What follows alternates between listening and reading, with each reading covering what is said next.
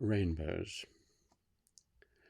One of the stories I was told as a child was that if you saw a rainbow and you rushed towards one end of it, you would find a pot of gold.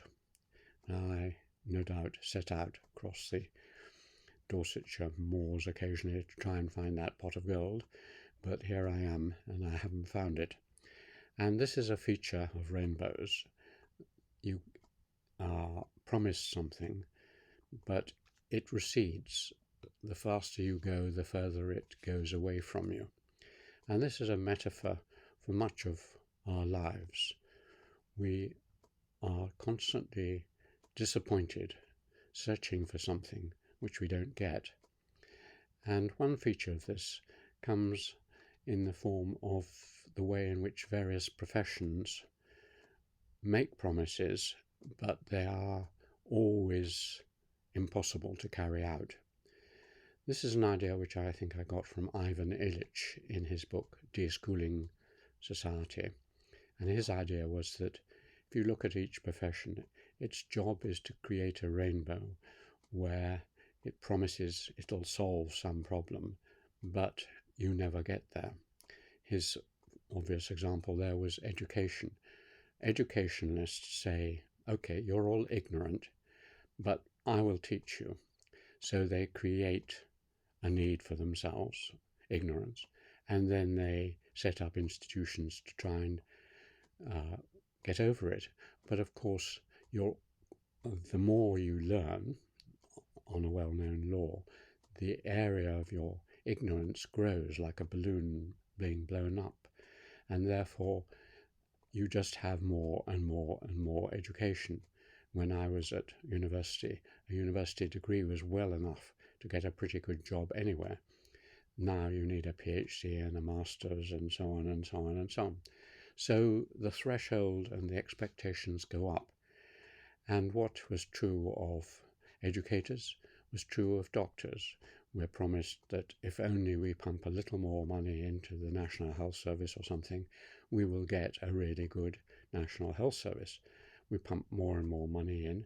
We push the age of death up. People are cured very expensively with new medicines and so on. And yet we are all suffering. And more people seem to be ill because there are more people to diagnose their illness. And so you never solve that problem. And the same with the military. If only you give us a few more weapons, we'll sort out all the wars in the world and so on and so on. And so we now spend $2.1 trillion a year on military expenditure. And the same with every kind of activity. Communications, road building. Let's just build a few more roads and then the traffic congestion will go down. Well, of course, the cars fill the space available and the traffic congestion doesn't go down. And the sort of prime example of this originally was missionaries. They went to societies like Japan, China, and so on, and they said, look, you are born in sin. You are sinful. You need us and Jesus to redeem you from your sin. They were a bit disappointed because many Chinese and Japanese said, no, we're not born in sin. We know nothing about it. But once you can get them to believe that, then you have the remedy, which is Jesus Christ, although, of course, it is never a guarantee. And at the deepest level, it's a feature of capitalism. Whatever you have in the way of consumer goods or wealth isn't enough. You need more, and you need more, and you need more. So it's a variant, really, of Parkinson's law, that work expands to fill the space available for its completion, which is that any profession, any activity will expand the more you give to it.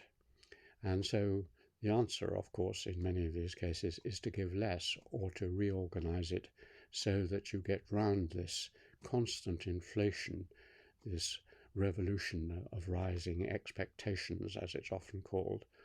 And I preach this to myself and to others, and of course I practice it all the time. The more books I write, the more books I want to write in the future. So remember, the rainbow's end, there is a pot of gold, but you'll never get it.